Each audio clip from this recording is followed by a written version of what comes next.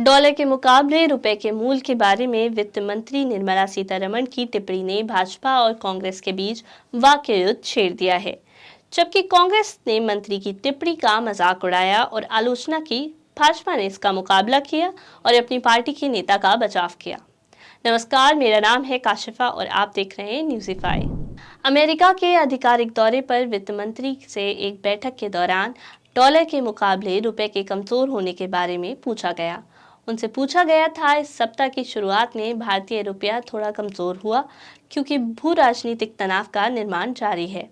आने वाले दिनों में रुपया किन चुनौतियों का सामना कर सकता है और इस फिसलन से निपटने के लिए क्या उपाय किए जा रहे हैं, इस बारे में आपका क्या आंकलन है।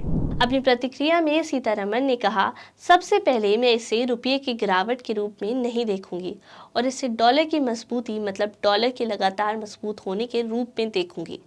तो जाहिर तौर पर अन्य सभी मुद्राएं मजबूत डॉलर के मुकाबले प्रदर्शन कर रही हैं और मैं तकनीकी बातों की बात नहीं कर रही हूं, लेकिन ये तथ्य की बात है कि भारत का रुपया शायद इस डॉलर की दरों में बढ़ोतरी का सामना कर रहा है। डॉलर की मजबूती के पक्ष में विनिमय दर है और मुझे लगता है कि भारतीय रुपये ने कई अन्य उभरती बाजार मुद्राओं की तुलना में काफ़ी बेहतर प्रदर्शन किया है।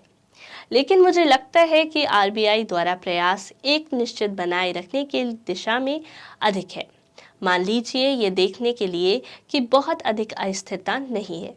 रुपए के मूल्य को तय करने के लिए बाजार में हस्तक्षेप नहीं करना चाहिए, इसलिए अस्थिरता को नियंत्रित करना ही एकमात्र अभ्यास है जिसमें आरबीआई शामिल है।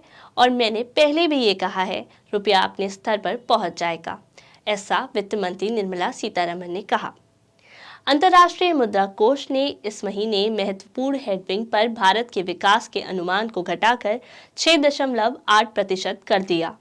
भारत रिजर्व बैंक ने पिछले महीने अपने सकल घरेलू उत्पाद के पूर्वानुमान को 7.2% की अपनी पूर्व भविष्यवाणी से घटाकर 7% कर दिया है। सितंबर में भारत का कंज्यूमर प्राइस इंडेक्स यानी सीपीआई पिछले महीने के 7% से बढ़कर 7.41% के 5 महीने के उच्च स्तर पर पहुंच गया, जिसमें प्रिंट लगातार 9वें महीने आरबीआई के मुद्रास्फीति लक्ष्य ढांचे के ऊपर सहिष्णुता स्तर पर से ऊपर रहा।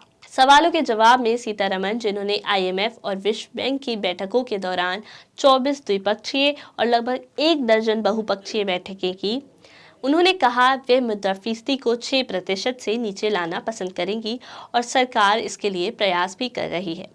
इस पर कांग्रेस नेताओं ने पॉटशॉट लिया और सीतारमण की टिप्पणी की आलोचना की।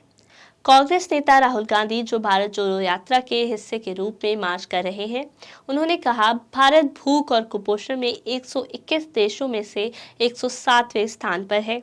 अब प्रधानमंत्री और उनके मंत्री कहेंगे भारत में भूख नहीं बढ़ रही है, लेकिन दूसरे देशों में लोगों को भूख ही नहीं लग रही है। जनता को हकीकत से गुमराह कर आरएसएस भाजपा कब तक भारत को कमजोर करने का काम करेंगे। एक विस्तृत प्रक्रिया में कांग्रेस प्रवक्ता गौरव वल्लभ ने रुपए बनाम डॉलर पर वित्त मंत्री के रुख को खारिज करने की मांग की। ट्विटर पर हिंदी में एक वीडियो पोस्ट में वल्लभ ने कहा, जब मोदी ने पीएम का पद संभाला था तब $1 58.43 रुपए के बराबर था, जो आज 82.32 रुपए है। इसका मतलब है कि डॉलर के मुकाबले रुपए में पिछले 8 साल में 41% की गिरावट आई है। लेकिन आप कह रहे हैं कि रुपया नहीं गिर रहा बल्कि डॉलर बढ़ रहा है। उन्होंने कहा, कभी कभी आप कहती हैं कि आप प्याज की कीमतों के बारे में कुछ नहीं कर सकती क्योंकि आप प्याज नहीं खाती हैं। आपकी गलत नीतियों ने हमारे देश के डेमोग्राफिक डिविडेंड को डेमोग्राफिक आपदा में बदल दिया है। मैं आपसे पूछना चाहता हूं कि क्या पिछले 8 वर्षों में रोजगार के अवसरों में 41% की वृद्धि हुई है? क्या लोगों की आय में 41% की वृद्धि हुई है? लेकिन डॉलर रुपए के मुकाबले 41% ज्यादा पर उपलब्ध है। वल्लभ ने कहा कि जब रुपए का मूल्य गिरता है तो कच्चे तेल की कीमत बढ़ जाती है। फिर आप कहेंगे कि आप क्या कर सकते हैं, ये गतिशील मूल्य निर्धारण है और यह अंतर्राष्ट्रीय बाजार में बढ़ गया है। हम कीमतें इसलिए बढ़ाते हैं क्योंकि हम 85% पेट्रोल और डीजल का आयात करते हैं।